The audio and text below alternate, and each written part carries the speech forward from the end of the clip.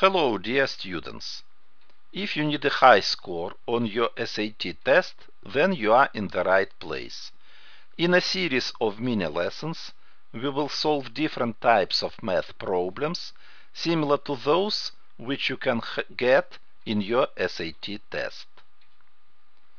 During this lesson, we will discuss questions from 1 through 3 of the second section of the 2007-2008 SAT Practice Reasoning Test.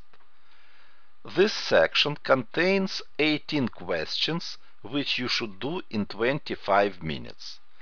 The questions have different levels of difficulty from 1 through 5. Questions 1, 2 and 3 have difficulty level 1. Therefore, you have about 40 seconds to do each of these questions. Question number 1. If 4 times t plus u plus 3 equals 19, then t plus u equals what?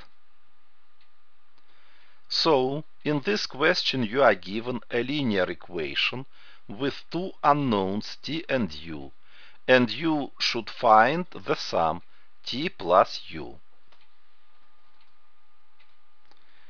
First of all, we move 3 from the left side of the equation to the right side, and we change the sign. We switch the sign from plus to minus. 19 minus 3 is 16. Now, to find t plus u, we have to divide both sides of this equation by 4. We get t plus u equals 16 divided by 4, so t plus u equals 4. The right choice is B. Question number 2. In the figure above, 3 lines intersect at a point. If f equals 85 and c equals 25, what is the value of a? Look at this diagram. In the diagram you can see 3 intersecting lines. They intersect at one point, and they form 6 angles A, B, C, E, F and G. So you have 6 variables A, B, C, E, F and G.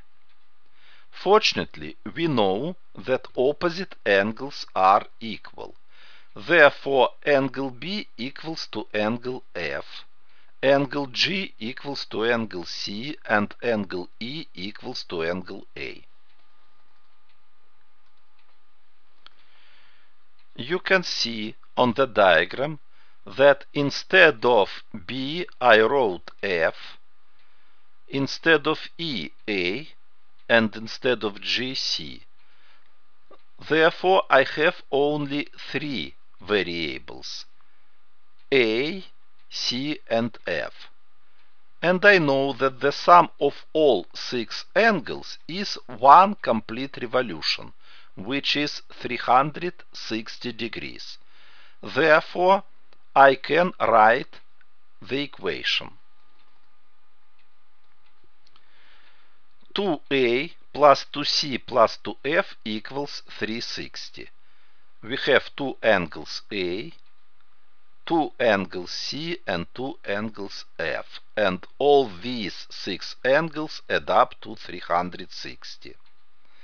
But the values of F and C are given, so instead of C we can substitute 25, and instead of F we can substitute 85.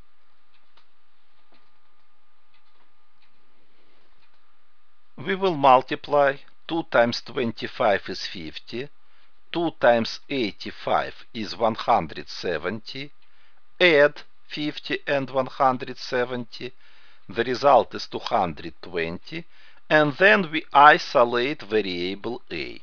We move 220 to the right side of the equation, and we switch sign into minus. 360 minus 220 is 140. After dividing both sides of this equation by 2, we will find the answer. A equals 7t. Therefore, the right choice is C. Question number 3. If Marisa drove n miles in t hours, which of the following represents her average speed in miles per hour? In order to solve this problem, you should know the relationship between speed, distance, and time. Speed equals distance over time. Time equals distance over speed. And distance equals speed times time.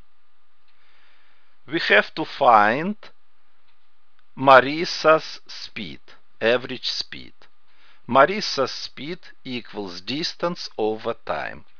Distance is given, it's n miles, and time is t hours.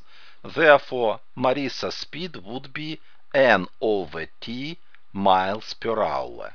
The right choice is A.